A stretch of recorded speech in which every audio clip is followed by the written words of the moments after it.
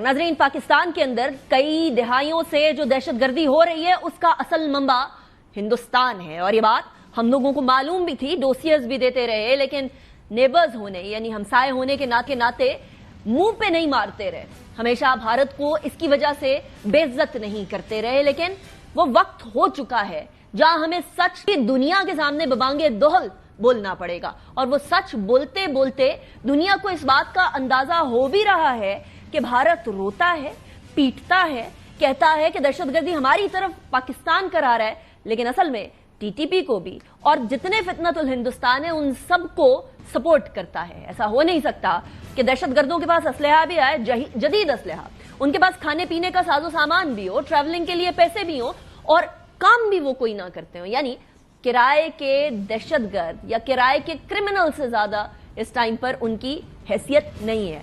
और किराया कौन दे रहा है, ये बात बाकायदा तौर पर अजीत डोवाल, इसके अलावा बहुत सारे और इंडियन एनालिस्ट, इंक्लूडिंग एक रिटायर्ड मेजर है उनका जो बहुत ज्यादा भड़क रहा है आजकल, वो भी यही कहता रहा कि मेरे कॉन्टैक्ट्स हैं, हम लोगों को ऑफेंसिव डिफेंस करना चाहिए पाकिस्तान पे।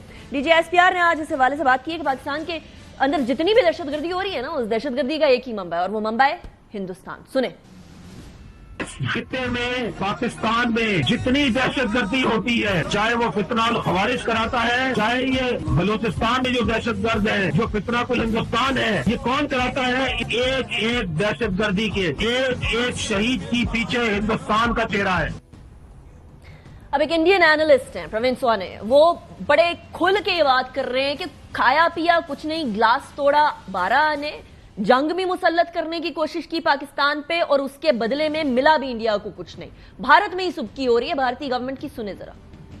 कि हम कुछ भी हासिल नहीं कर पाए हैं और हुआ क्या है, तो हमारी स्टैंडिंग थी वो भी गिर गई। पूरी दुनिया देख रही है कि हमने क्या अपनी मिलिट्री ताकत दिखाई। अगर आप जा रहे हैं दुश्मन के एरिया के अंदर, आपके पास मिलिट्री ऑब्जेक्टिव होना चाहिए, आपको मिलिट्री टारगेटिंग करनी है, वो आपने की नहीं। अगर आप ये नहीं कबूलेंगे या अपना एक्सप्लेनेशन नहीं देंगे तो दूसरी साइड की जो क्लेम होते हैं, जो वो दावा कर रहे हैं, उसको दुनिया मानती है और वही हुआ है। एरिया असेसमेंट में अगर आप लड़ाई के लिए नहीं तैयार थे, ये आपको करना ही नहीं चाहिए था।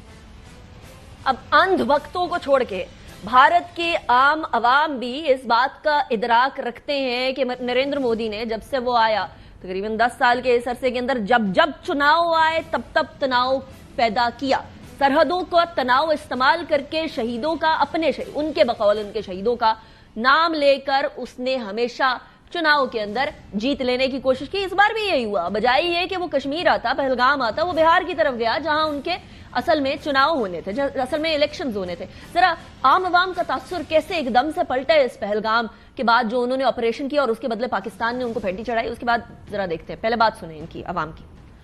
ऑपरेशन सिंदूर का तिया पंचा तो उनकी अपनी आवाम ने कर दिया है। इस हवाले से हमने भी एक बहुत अहम डिसीजन लिया है, वो डिप्लोमेटिक सतह के ऊपर हम लोग मुख्तलिफ ममालिक के अंदर अपने रिप्रेजेंटेटिव्स भेज रहे हैं in the leadership of Bilawal Bhutto Zardari साहब, और उस जगह पर मुख्तलिफ कैपिटल्स में जाकर पाकिस्तान क्या कहने वाला है इस हवाले से भी बात करते हैं। प्लस इंडस वाटर ट्रीटी के बारे में भी बात करेंगे आज की प्रोग्राम में। सेनेटर डॉक्टर मुसद्दिक मलिक साहब हमारे साथ मौजूद हैं, वफाकी वजीर मौसमियाती तब्दीली हैं, सीनियर रहनुमा है PMLN के, बहुत सारी और मिनिस्ट्रीज भी संभाल चुके हैं। बहुत शुक्रिया मुसद्दिक मलिक साहब, आपने ज्वाइन किया। It's a pleasure having you in the programme.